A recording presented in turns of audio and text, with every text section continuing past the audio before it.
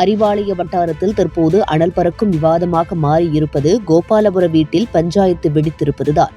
அரசியல் வியூக வகுப்பாளர் சுனில் கனுகோலுவை மையமாக வைத்து வெடித்துள்ளது பஞ்சாயத்து.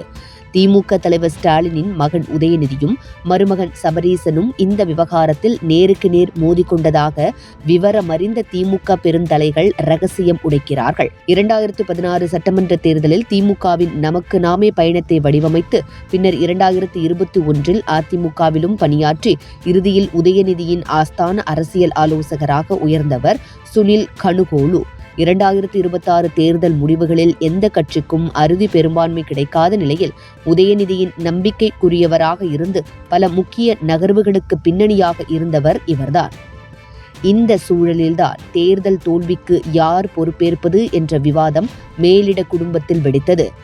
பெண் நிறுவனத்தின் தவறான சர்வே முடிவுகளால் தான் தோல்வி ஏற்பட்டது என்று உதயநிதி குற்றஞ்சாட்ட சபரீசன் அதனை கடுமையாக மறுத்திருக்கிறார். பெண் நிறுவனம் இருந்ததால்தான் எதிர்க்கட்சி அந்தஸ்தையாவது பெற்றிருக்கிறோம் என்று சபரீசன் வாதிட வாக்குவாதம் முற்றியிருக்கிறது.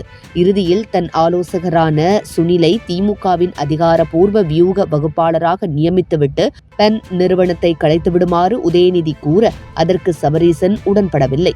ஒரு கட்டத்தில் வேண்டுமானால் பெண் நிறுவனத்தில் ஒரு ஊழியராக சுனில் வேலை பார்க்கட்டும், நிறுவனத்தை கலைக்க முடியாது என்று சபரீசன் கராராக கூறிவிட்டார். இருவருக்கும் இடையிலான இந்த மனக்கசப்பை தலைவர் ஸ்டாலினும் பேசி தீர்க்க முடியவில்லை. இந்த விவகாரம் விஸ்வரூபம் எடுப்பதை உணர்ந்த சுனில் கனுகோலு சங்கடங்களை தவிர்ப்பதற்காக தாமாகவே முன்வந்து விலகி கர்நாடகாவில் இன்னும் 2 ஆண்டுகளில் வரவிருக்கும் சட்டப்பேரவை தேர்தலுக்காக காங்கிரஸ் கட்சிக்கு வேலை பார்க்க பெங்களூருவுக்கு கிளம்பிவிட்டார். சுனில் விலகியதால் திமுகவின் தேர்தல் வியூக பணிகளை பெண் நிறுவனமே தொடர்ந்து செய்யும் என கூறப்பட்டாலும் இதன் பின்னணியில் மற்றொரு தேசிய அளவிலான அரசியல் காய் நகர்த்தலும் ஒளிந்திருக்கிறது. காங்கிரஸ் கட்சியுடன் தமிழக வெற்றிக் கழகம் கூட்டணி சேர்ந்திருக்கும் நிலையில் நாடு முழுவதும் ஒட்டுமொத்த காங்கிரசுக்கும் வியூகம் அமைக்கும் பணியை கைப்பற்ற ஜான் ஆரோக்கியசாமியின் டீம் முயல்கிறது. ஏற்கனவே காங்கிரஸில் சுனில் புகுந்ததால் வெளியேறிய ஜான் தற்போது இந்த சூழலை பயன்படுத்த நினைக்கிறார். இதற்கிடையே தன் அரசியல் ஆலோசகர் விலகிய வருத்தத்தில் இருக்கும் உதயநிதி சுனிலை சமாதானப்படுத்தி மீண்டும் சென்னைக்கு அழைத்து வரும் முயற்சிகள் தீவிரமாக இறங்கியுள்ளார். விஜயை வீழ்த்துவதற்கு சுனில் இருந்தால்தான் முடியும் என்று திமுக தலைவர் ஸ்டாலினை நம்ப வைக்கும் முயற்சிகளும் திரைமறைவில் நடக்கின்றன.